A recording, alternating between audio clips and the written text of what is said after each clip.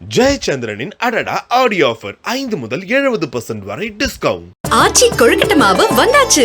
ஆச்சி கொழுக்கட்டை மாவிற்கு கொழுக்கட்டை அச்சை கேட்டு வாங்குங்கள். நலம் காக்கும் ஸ்டாலின், உங்கள் குடும்பத்தின் நலன் அரசின் பொறுப்பு. கட்டணமில்லா மருத்துவ சேவைகள்.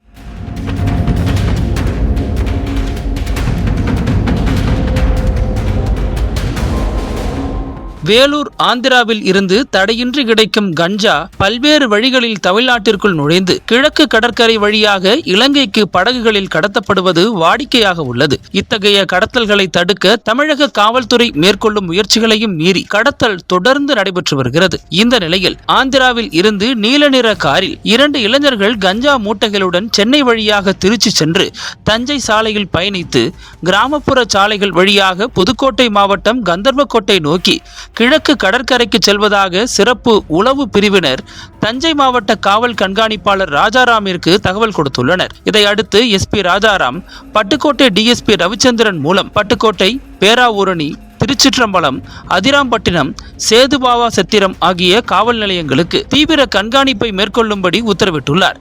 அதன்படி திருச்சிற்றம்பலம் காவல் சரகத்தில் கட்டேன்காடு அருகே சென்ற காரை வழிமறித்த திருச்சிற்றம்பலம் காவல் ஆய்வாளர் அலாவுதீன் தலைமையிலான போலீசார் காரில் சோதனை செய்த போது 7 மூட்டைகளில் 110 கஞ்சா பண்டல்கள் இருப்பது கண்டறியப்பட்டது. இவற்றின் மொத்த எடை 220 கிலோ ஆகும். கஞ்சா மூட்டைகளை கைப்பற்றிய காவல்துறையினர் காரில் இருந்த திருநெல்வேலி மாவட்டம் திருமலை கொழுந்தபுரத்தைச் சேர்ந்த ஆறுமுகத்தின் மகன் முத்துமாலை மற்றும் தூத்துக்குடி மாவட்டம் ஜோதிங்கநல்லூரைச் சேர்ந்த சுந்தரத்தின் மகன் ஸ்ரீனிவாச பெருமாள் ஆகியோரை கைது செய்து காரையும் பறிமுதல் செய்தனர். தொடர்ந்து நடத்திய விசாரணையில் கைதானவர்கள் கூறியதாவது: சென்னை ரெடில்ஸ் பகுதியைச் சேர்ந்த பாலா என்பவருக்காக அவர் கூறியபடி இந்த பண்டல்களை கொண்டு வந்தோம். கிழக்கு கடற்கரையில் இருந்து இந்த பொட்டலங்கள் இலங்கைக்கு படகில் கொண்டு செல்லப்படவிருந்தன. இங்கு வேறொரு நபர் வந்து பெற்றுக்கொள்வார் என பாலா கூறினார். ஆனால் அவர் இன்னும் வரவில்லை. அதற்குள் நாங்கள் சிக்கிக்கொண்டோம் என்றனர். மேலும் குறிப்பிட்ட நபர் வந்திருந்தால் கண்காணிப்பு குறைவாக உள்ள கடற்கரை பகுதிக்கு கஞ்சா மூட்டைகள் கொண்டு செல்லப்பட்டு இரவில் மீனவர்கள் கடலுக்கு புறப்படும் நேரத்தில் கஞ்சா ஏற்றப்பட்ட படகு கிளம்பி நடுக்கடலில் இலங்கைக்கு படகு வந்து பண்டல்களை மாற்றிக்கொண்டு சென்றிருக்கும் என அவர்கள் போலீசிடம் வாக்குமூலம் அளித்துள்ளனர். இந்த கஞ்சா கடத்தல் சம்பவம் குறித்து திருச்சிற்றம்பலம் காவல்துறையினர் வழக்கு பதிவு செய்து விசாரணை மேற்கொண்டு வருகின்றனர். மேலும் சரியான தகவல் அளித்து கஞ்சா பண்டல்கள் கைப்பற்றப்படுவதற்கு காரணமாக இருந்த உளவு பிரிவு போலீசாரை எஸ்பி பாராட்டியுள்ளார்.